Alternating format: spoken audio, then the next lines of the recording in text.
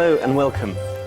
Inga Zolude from Latvia and Adam Foulds from the UK, respective winners of the European Union Prize for Literature. First of all, congratulations. It's a great achievement. I just want to know a little bit about how it felt when you first heard that you had won. Adam, maybe you can tell us. And was obviously delighted and very pleased to be a part of an international prize that brings writers from all over Europe together and fosters translation and seeks to nourish a kind of cultural conversation across Europe. It's not something I've been part of before. I'm very pleased to be now. Yes, it's quite a unique prize. Inga, how did it feel for you? How did you find out about the prize? Somehow it didn't feel so realistic until I got an official announcement from Brussels, and and I was not allowed to tell anyone, so it's probably robbed me of some joy because I couldn't share it with anyone. Well, I mean, just in family. So, how do you think being from Latvia or being from the UK has influenced what you write about and your style of writing? Latvian literature is very particular, and it's very Latvian, in fact. And it's not that it's always about Latvia or involving the setting is Latvia or something like that. But even if it's set somewhere else, I think that all this philosophy and ideas is influenced by our national kind of understanding of the world and of the life. And probably it's a complex of a small nation that we have to compare how it's in other places, big nations and so on. And that's why probably the Latvian literature is always characterized as kind of gloomy, depressive, and something like that. But I think it also might be a stereotype that big nations don't have it. Adam, how is it for you? Yeah, I'm sure that's true, and it's one aspect of this prize is that it suggests you ask that question and take that sort of aerial view of yourself as a person in a particular nation. And now that I come to sort of think about that question, I realize how deeply in place and concerned with Britishness in some ways my writing is. My first novel was in some ways a kind of state of the nation novel. I was certainly interested in exploring particular aspects of life in contemporary Britain. And this book that is here with me, The Quickening Maze, is to do with two celebrated English poets of the 19th century who happened to be in the same place at the same time, which is a place where I grew up, Epping Forest, just outside London. And so the sense of place was very important, and one of the things that attracted me to writing that book, but also the fact that it was these poets who really commanded my attention, and its rootedness in an English literary tradition was something that I was very excited about. And it was a way for me really to develop and experience my own particular individual relationship with the very, impressive, in some ways overwhelming English literary tradition. Yes. And Inga, did you feel at the end of when you pulled the collection together, did you have a sense that this was something special, that it might win prizes and bring you to these kinds of events, or was it's finished, I now need to move on? Obviously not. I didn't have any idea of any prize. I don't think this is the right motivation to kind of finish a book or something.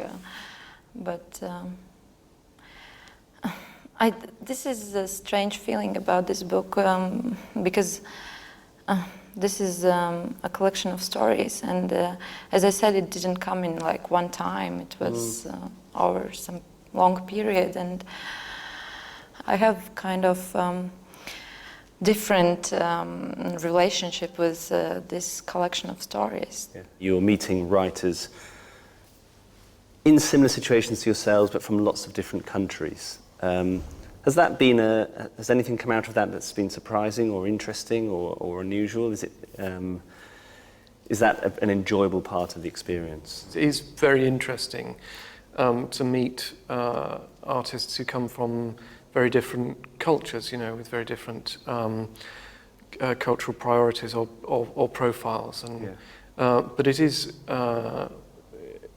It's always kind of fascinating. I mean, just for itself, just for my expanded sense of life in Europe and life in these different places, but also to experience the similarities and there's a lovely sort of elation that runs very sort of quietly under the mutual professional respect that you experience with writers from all over the world, and it's partly, I think, because it fulfills what for me it makes true what is a very idealistic part of my relationship with literature, which is the sense that it happens everywhere, that there's talent everywhere, and the sense that you have as a young writer or someone who's infatuated with writing and with books is that at some point you will be able to join the Republic of Letters, as it gets called. And in these kinds of occasions, you discover it's true. There is a Republic of Letters. There is a world of imagination and intelligence and artistry that is shared across borders and around the world. How important is that aspect of this to you, that this gives your book the opportunity to be read by people who don't speak your own language, and for it to be spread beyond the borders of your own countries? It's a very exciting opportunity. But it's obviously it's also at that point, as so often in the world of published writing, it's where art and commerce intersect, and we can't know quite how many translations will come or if they'll come as a result of this. But it's obviously very useful and hopeful to have this kind of sudden radiation of contacts being made across publishing worlds around. And Inga, what about from a Latvian writer's point of view? When a translation comes out, it gives me a sense that what I do is the right thing and that's needed for somebody. And it's those moments when you go somewhere or you are on a public transportation and somebody is just sitting there and reading your book, and you're just like, these are great moments. Adam, when you win a prize or you're shortlisted for a prize such as this, does it change the way you approach your writing or your next book? It shouldn't do. I mean, there was certainly a moment in my recent past.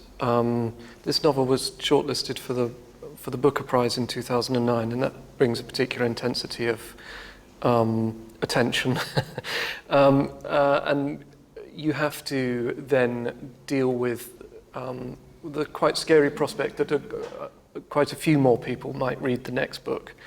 You have to overcome the voice in your, the superego in your head that's always dissatisfied with your writing, having been suddenly given a metabolic steroids by this kind of public attention. So what are you working on next? What are your next projects? Inga, what are you working on now? I have finished already my next book. This will be a novel. I have written meanwhile also a play, and I'm preparing to start work on a new novel, just beginning of next year, 1st of January. Wow. And Adam, what are you doing? I'm writing another novel at the moment, which I'm hoping to have finished before too long. It's a very good open-ended phrase. Before too long. Yeah, exactly. I've learned how to have these conversations with my agent and publisher.